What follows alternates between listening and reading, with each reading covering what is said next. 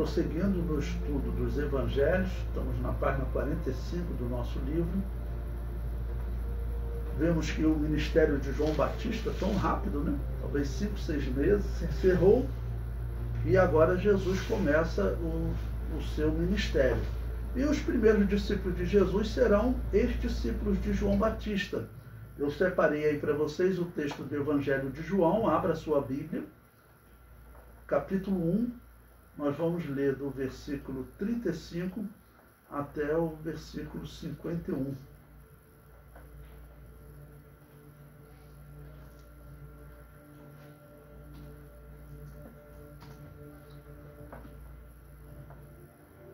Evangelho de João, então, capítulo 1, versículo 35, nos diz o seguinte: E vendo passar a Jesus, disse: Eis aqui o Cordeiro de Deus. E os 2 discípulos ouviram-no dizer isso e seguiram a Jesus.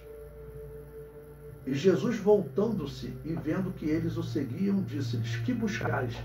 E eles disseram: Rabi, que traduzido quer dizer mestre, onde moras?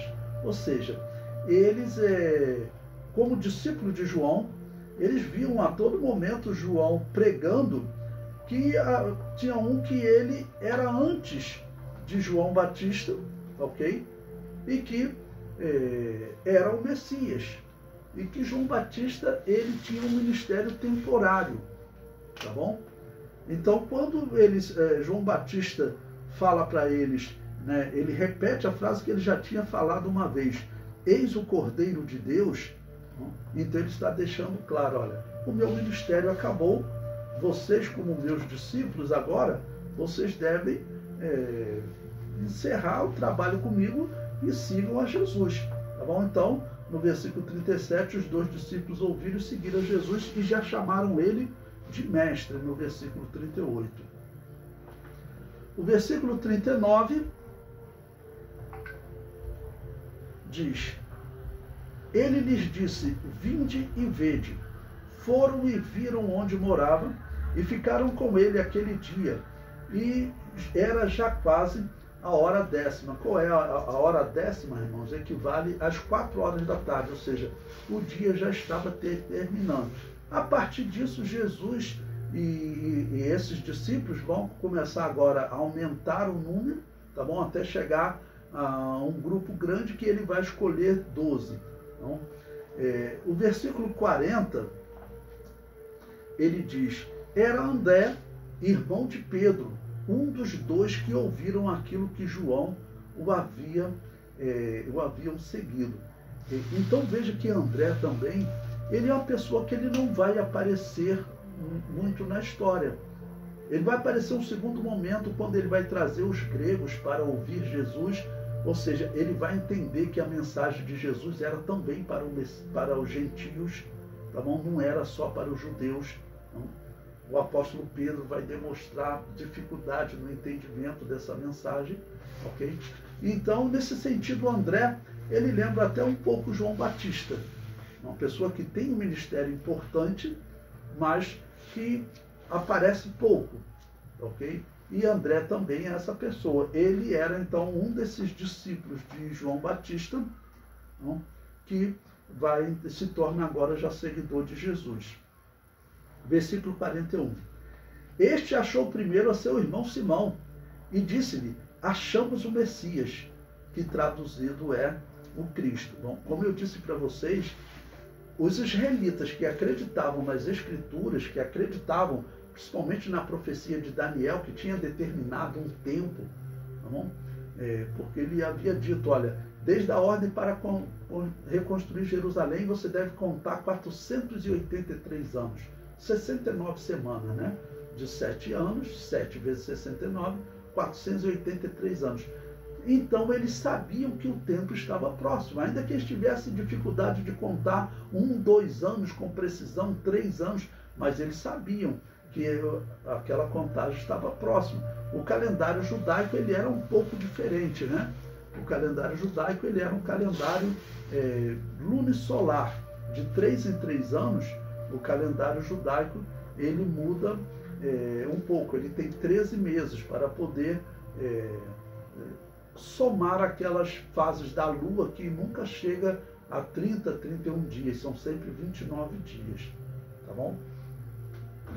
Bom, então ele declara claramente, ou seja, ele acreditou no que João Batista disse e disse para Pedro, encontramos o Messias, e levou-o a Jesus. Olha, o homem que vai se destacar, por exemplo, pregando no dia de Pentecoste, o homem que vai se destacar como um dos mais belos testemunhos de Jesus, sobre Jesus, dizendo, né, tu és o Cristo, a quem nós iremos, só tu tem a palavra de salvação, um testemunho lindo, né? Ok? E eu destaco novamente, André foi o homem que levou Pedro a Jesus, ok? Então, versículo 42, ele levou a Jesus, e olhando Jesus para ele, disse, tu és Simão, filho de Jonas, tu serás chamado Cefas, que quer dizer Pedro. Tá bom? Sempre lembrando que Pedro, ou Cefas, significa um fragmento de pedra. Uma pedra que pode ser lançada de um lado para outro. Tá bom? Enquanto Jesus é a rocha, uma rocha irremovível. Por exemplo, pão de açúcar, esse é Jesus. Pedro é uma pedra que você lança de um lado para outro. Isso é importante porque a Igreja Católica, nas suas muitas heresias, vai colocar Pedro como sendo aquele sobre quem a igreja foi fundamentada, o que está errado, né? Jesus é o fundamento, nós somos pequenas pedras, como o próprio apóstolo Pedro vai chamar a igreja. O versículo 43 diz, no dia seguinte, quis Jesus ir a Galiléia e achou a Filipe e disse-lhe, segue-me. E Filipe era de Betsaida, cidade de André e de Pedro. Então, apesar de não detalhar aqui, mas certamente Filipe era desses homens que estudavam as Escrituras e sabia que o Messias estava chegando, tá bom? Então, quando Jesus fala com ele, ele já segue Jesus imediatamente. Ele era também de Betsaida, cidade de André e de Pedro, ok? Filipe achou Natanael e disse-lhe, havemos achado aquele de quem Moisés escreveu na lei e de quem escreveram os profetas, Jesus de Nazaré, filho de José. E é interessante o que Natanael vai dizer agora. Disse-lhe Natanael, pode vir alguma coisa boa de Nazaré? Disse-lhe Filipe, vem e vê. Por que Natanael fala isso? Bom, os discípulos, eles eram, na sua grande maioria, judeus, ou todos eram judeus. Significa que eles eram da tribo de Judá. Tá bom?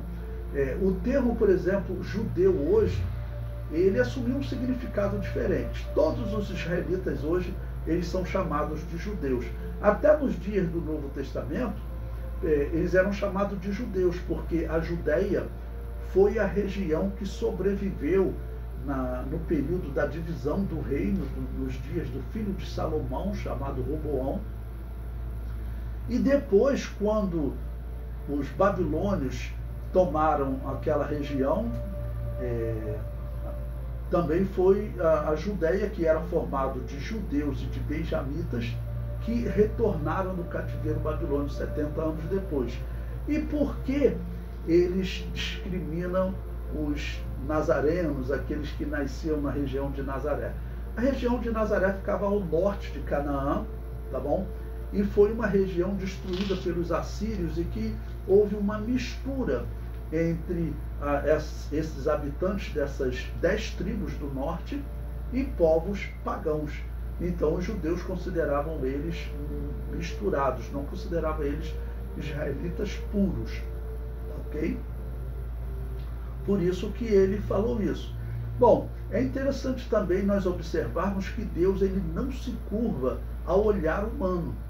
Então os judeus olhavam para o norte e falavam, vocês são misturados, vocês não são mais israelitas puros. Mas isso não é verdade, haviam israelitas puros. A própria mulher samaritana, ela disse, nosso pai Jacó cavou esse poço.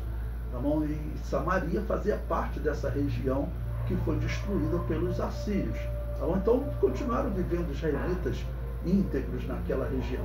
E Natanael usou essa expressão, mas quando chega no versículo 47, Jesus viu Natanael vir ter com ele e disse dele: eis aqui um verdadeiro israelita, em quem não há dolo. E é interessante até usar o israelita, porque eles já se denominavam só judeus, porque israelita falava de 10 tribos, de 12 tribos, e falava inclusive das 10 tribos misturadas pelos assírios. Então falou: eis aí um israelita em quem não há dolo. E o que significa isso? Significa que não há nada de falso nele. Tá bom? É o significado. Em quem não há dolo, essa expressão era usada em hebraico e grego, né? Significa não há nada de falso nele. No versículo 48, disse-lhe Natanael: de onde me conheces? De onde me conheces tu? Jesus respondeu e disse-lhe: antes que Filipe te chamasse, te vi eu estando tu debaixo da figueira. Bom, nós não sabemos o que ele estava fazendo lá, qual era a oração dele, se a oração invocava a chegada do Messias. Nós não sabemos o que ele fazia lá. Mas o que ele fazia, pelo jeito, era algo muito reservado.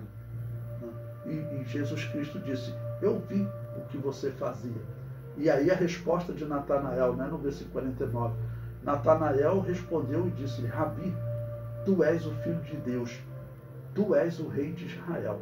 Ou seja, vamos colocar aqui, todo israelita crente nas Escrituras, ele sabia que o Messias estava para chegar. A profecia de Daniel deixava isso claro. Em 483 anos o Messias vem e Daniel deixava claro, ele morre.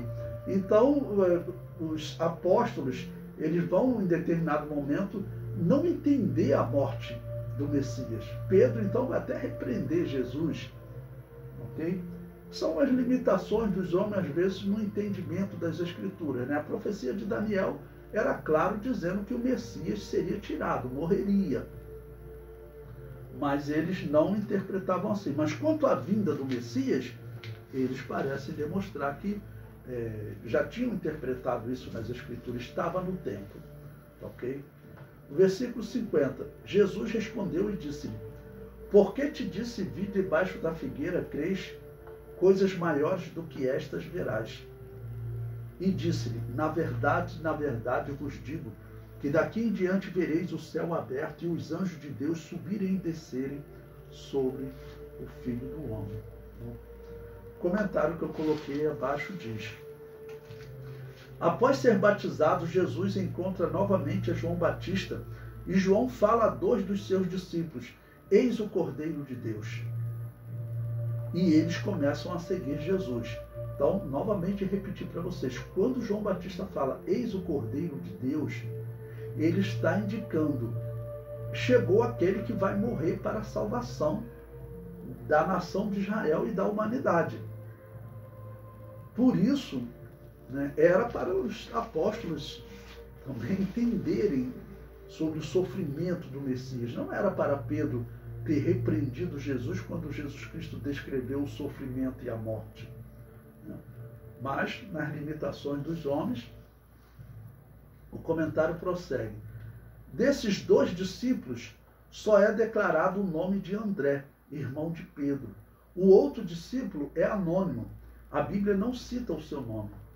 André, como discípulo de João Batista, ouviu todas as pregações de João, dizendo que ele não era o Messias, mas preparava o caminho do Messias. E provavelmente André, ele ouviu explicações maravilhosas de João. Como eu disse para vocês em outro momento, João Batista era, no meu entender, disparado o maior conhecedor das Escrituras do Novo Testamento, das Escrituras do Antigo Testamento. Por quê? Porque ele era um homem cheio do Espírito Santo desde o ventre de sua mãe e, como descendente de sacerdotes, ele tinha a obrigação de estudar a lei. Certamente fez isso com grande dedicação. como todo aquele que ama a Deus ama as Escrituras Sagradas, não tem dúvida disso. O comentário prossegue. Certamente ele viu o batismo de Jesus, a pomba descer sobre ele e a mensagem do céu chamando-o de filho amado. Primeiro André chama Jesus de Rabi, ou seja, mestre. Mas ao ficar um dia com Jesus, certamente ele ouviu e viu coisas que fizeram com que ele mudasse a sua visão de Jesus, pois sai dali para encontrar Pedro e diz: achamos o Messias, que traduzido é o Cristo. João 1,41. E levou-o a Jesus, que imediatamente muda o nome de Simão para Cefas. O quarto discípulo será Filipe, que ouviu o chamado de Jesus: segue-me. João 1,43. Filipe encontra Natanael e diz: havemos achado aquele de quem Moisés escreveu na lei e de quem escreveram os profetas, Jesus de Nazaré, filho de José. Ou seja, eles conheciam o pai de Jesus, certamente era conhecido deles. Bom, Natanael se mostra espantado e diz: pode vir alguma coisa boa de Nazaré? Jesus define Natanael como alguém em quem não há dolo, ou seja, não há nada de falso. Natanael fica espantado e Jesus lhe diz que o que viu debaixo da figueira, diz que o viu debaixo da figueira. Isso causou grande espanto em Natanael. A figueira era uma árvore especial em Israel. Ela era o símbolo da nação. E diz a tradição rabínica que o melhor lugar para se ler a lei era debaixo de uma figueira. Não sabemos ao certo o que Natanael fazia, mas ele bem poderia estar lendo as Escrituras, né, e certamente fazendo orações, como eu disse para vocês, sobre a chegada do Messias. Essa primeira chamada aconteceu em Betânia, onde João batizava. Depois Jesus segue para Galiléia, ainda no capítulo 1, versículo 43, e chamou a Filipe e a Natanael. Muitos falsos messias haviam se apresentado. Irmão, nós estamos aqui, como eu falei para vocês, próximo do ano 26, 27 da era cristã. No ano 6, ou seja, 20 anos antes, um homem chamado Judas, que foi até citado por Gamaliel em Atos capítulo 5, ele havia se apresentado como um Messias. Em Atos capítulo 13, tem lá o apóstolo Paulo junto com outros doutores que haviam se convertido ao Evangelho, e um deles, segundo a história, também havia se apresentado como Messias. Okay? Se você abrir lá em Atos capítulo 13, você vai lá encontrar um homem chamado Manaém. Segundo a história, esse homem, antes de se converter ao Evangelho, antes de se converter a Jesus, ele tinha se apresentado como um Messias também. Então, o engano estava corrente em Israel, né? Então, muitos falsos messias haviam se apresentado, mas este não pregava a violência, pregava a obediência a Deus. Enquanto os outros messias, todos eles proporam uma revolução armada. É interessante que a enciclopédia judaica, uma enciclopédia que não é escrita por cristãos, ela é escrita por judeus, ela tem um capítulo que é intitulado Os Falsos Messias. Tá bom? E ali naquele capítulo eles apresentam Jesus como um falso Messias. Mas ele apresenta um testemunho interessante. Eu falo, foi Deus que inspirou aquele homem para escrever isso. Ele falou, de todos os falsos Messias que surgiram, o único que não propôs uma revolta armada foi o homem chamado Jesus. Pronto, então está ali na enciclopédia judaica, que serve como testemunho, né, de que Jesus é realmente um Messias diferente. Ele é o verdadeiro Messias. Esse é um testemunho importante, ok?